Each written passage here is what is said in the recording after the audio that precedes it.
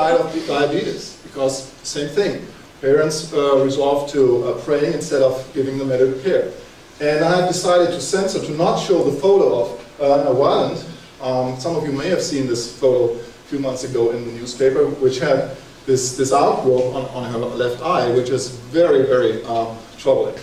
So the thing is that the parents are not really bad or evil people. The thing is that they really believe that they should do this, that they should pray for the kids and not give them medical treatment.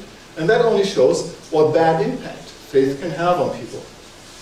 And then, of course, faith leads to really bad policies. So it's this dangerous combination of false certainty about being able to gain the truth and its inability to actually gain the truth that religious faith leads to all these things. Opposition to stem cell research the last 8 years in this country. Attacks on science and science education. And all these things. And, well, by the way, these are all current or recent phenomena. So I didn't even have to go to things like the Inquisition or the Crusades. So I can see some people already being nervous and itchy about saying, oh, you only talk about religious faith. What about, for example, faith in secular dogmas or superstitions? And I agree, yes, that is just as bad as religious faith. And if you're talking about belief or adoration of a supreme leader or things like alchemy, astrology, homeopathy, I think this is all faith that is just as bad. But, I mean, nothing tops, for example, the belief of Mormons in the magic powers of the underwear to protect them from evil. So, and then the other objection is, of course, well, what about all the good things caused by faith, right? People who have faith in God, they do good things, and that's true, granted. But the point is that it does not provide an argument against the futility of faith, its inability to bring you any closer to the truth. So now we can talk about what does having faith really mean. So I also consulted dictionaries, the Oxford Dictionary, but some others as well, and I compiled a compendium of different meanings of having faith. And whereas Michael conflated everything into one meaning, I want to be a little bit more careful here. And so here are some meanings that you find in every definition. So one is that of loyalty to people. The other one is belief in the trustworthiness of a person or an idea. Then there is this meaning of a system of religious belief, like Christianity, Islam. And then there's also the point, strong belief without evidence or proof. And that is something that Mike really has swept under the rug here. And that is not something that secularists have come up with. That is something you can find in the Bible. Okay? So that's not my definition here. So now we want to know which meaning of faith is applicable in our context here. And I'll start with giving an example here to make my approach clear. So let's look at the two meanings of the word free. There are many more meanings, but let's look just at these two. One meaning is to be able to act at will, to be not under restraint. Another meaning is to be free of charge, meaning there's no price attached to it. Well, now if we consider a question like, is Liu Xiaobo free, the Peace Nobel Prize winner of this year? Well, this question immediately rules out the second meaning of free and selects the first one, right? And so in the same way, we can apply the question that we are considering here tonight, do atheists have faith? And we can rule out immediately this question of loyalty. I mean, atheists and theists can be loyal or not loyal, so that's not really an issue here. Or trustworthiness in a person, that is not really an issue here either.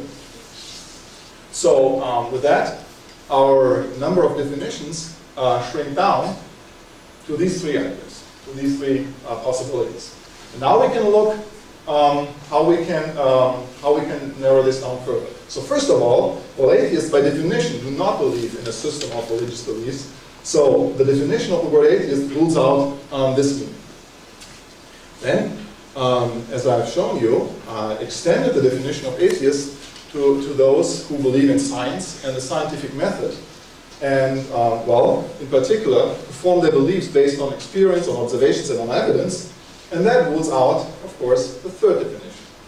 So what that leaves is the first definition, belief in the trustworthiness of an idea. And in that sense, atheists indeed could be said to have beliefs, or to have faith. And well, what is this idea? What is the science? Okay? So there's no problem with that. Now, while it is true that we can say that atheists have faith in the sense of belief in the trustworthiness of science, it is not true that atheists have faith with respect to these other two meanings. Okay? And now what we often see is, and here's where the trick kicks in. Apologetics often try to conflate these two different meanings.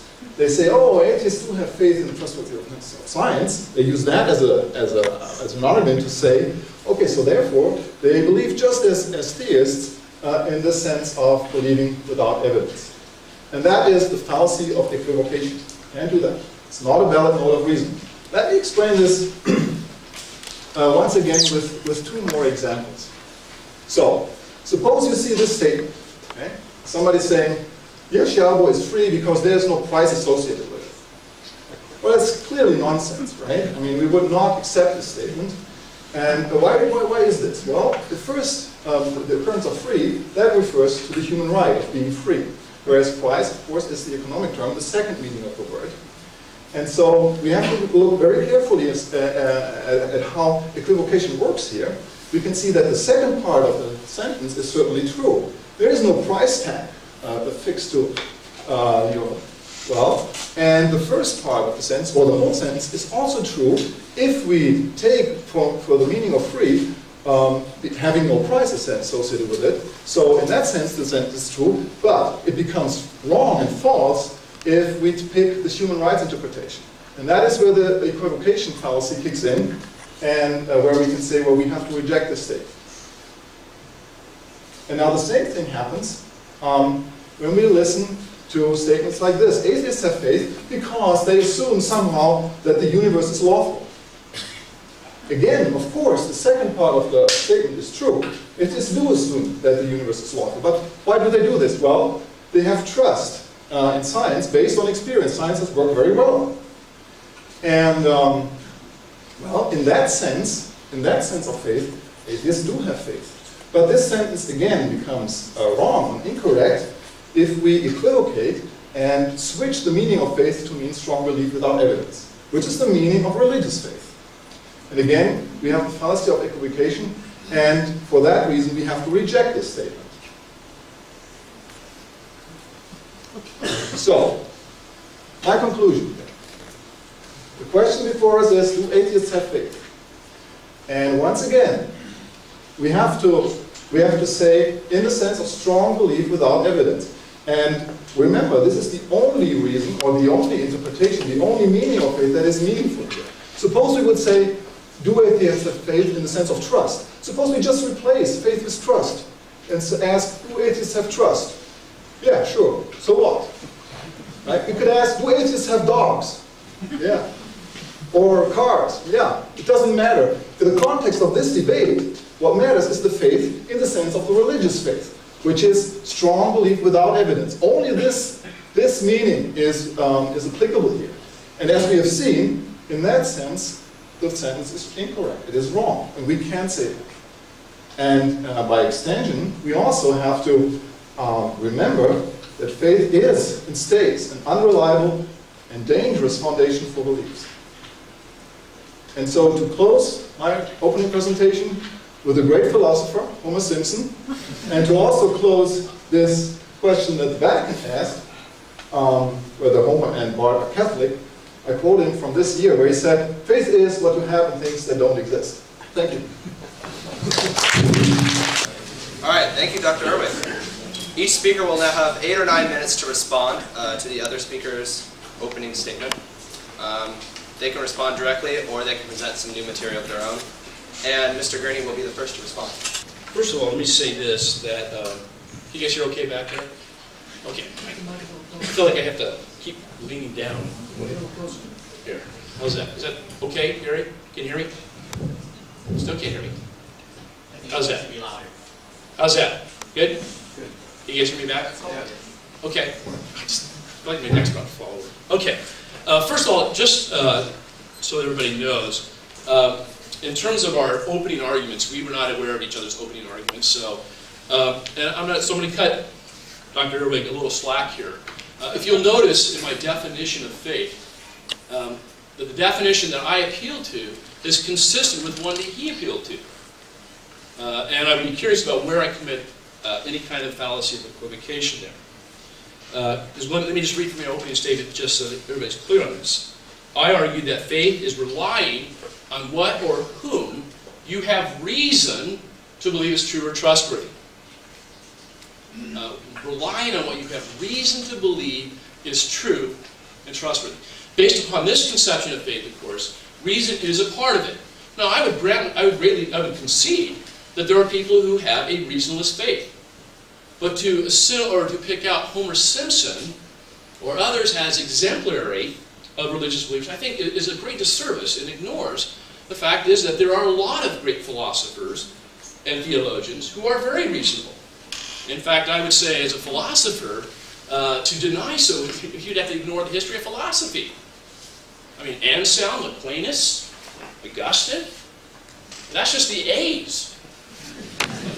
You know, I could go on and on.